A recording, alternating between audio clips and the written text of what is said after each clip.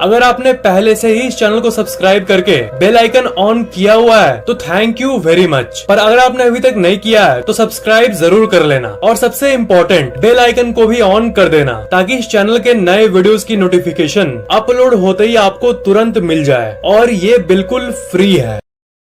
Guys, क्या आप लोगों को पता है कि इस अर्थ पर सबसे महंगा मटेरियल कौन सा है? मैं आपको जवाब देता हूं। इस अर्थ पे सबसे महंगा मटेरियल है कैलिफोर्नियम 252, जिसके 1 ग्राम की कीमत लगभग $27 मिलियन यानी कि 190 करोड़ रुपए है। अब इसका काम क्या है? इसका काम है न्यूट्रॉन रिडक्शन टेक्निक से सोने और चांदी की खदानों को खोजना। अब आप ये सोचिए कि जिसके पास ये मटेरियल है वो तो रिच है ही, लेकिन जो इस मटेरियल से सोने चांदी की खदानें खोज चुका है वो कितना रिच हो चुका होगा।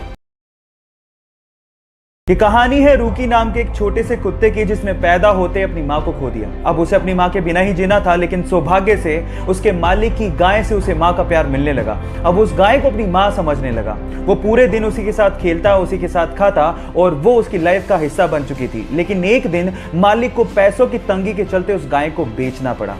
उसके बाद वो कुत्ता बहुत ज्यादा रोने लगा और उसने खाना भी छोड़ दिया।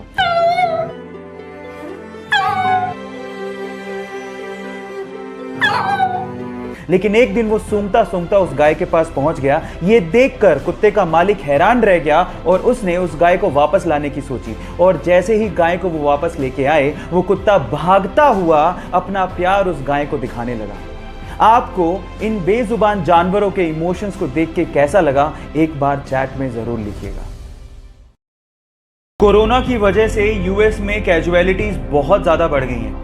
शायद इसी वजह से वहां की एक संसद में शांति पाठ करवाया गया और ये शांति पाठ वहां के एक भारतीय पंडित राजगोपाल थूपल ने किया। ये देखिए।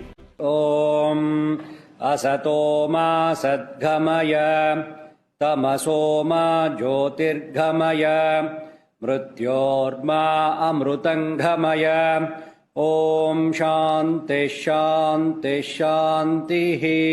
और इसके बाद सभी संसद सदस्यों ने राजा गोपाल थूपल और उनकी पत्नी के लिए तालियां भी बजाई।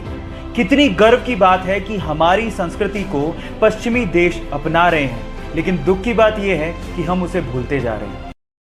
गाइज, आप लोगों ने साईफाई मूवीज में देखा होगा कि एक हीरो टाइम को फ्रीज करता है और उसके बाद सब कुछ ठीक ठाक करते हुए अपना काम करके निकल जाता है। अगर मान लो इन फ्यूचर साइंस ने इतना तरक्की कर लिया और हम लोगों ने टाइम को फ्रीज कर दिया, तो क्या हम लोग सब कुछ ठीक कर पाएंगे? नहीं। साइंस की भाषा में अगर मैं आप लोगों को जवाब दूं तो टाइम फ्रीज करते ही हम अंधे हो जाएंगे, क्योंकि हम लोग देख तभी पाते हैं जब लाइट के फोटोन हमारी रेटिना पर टकराएं। लेकिन अगर हमने टाइम को फ्रीज कर दिया तो ये लाइट के फोटोन भी फ्रीज हो जाएंगे और हम लोग कुछ देख नहीं पाएंगे, बिल्कुल अंधे हो जाएंगे। क्या आप ये साइंस का फैक्ट इससे पहले तक जानते थे?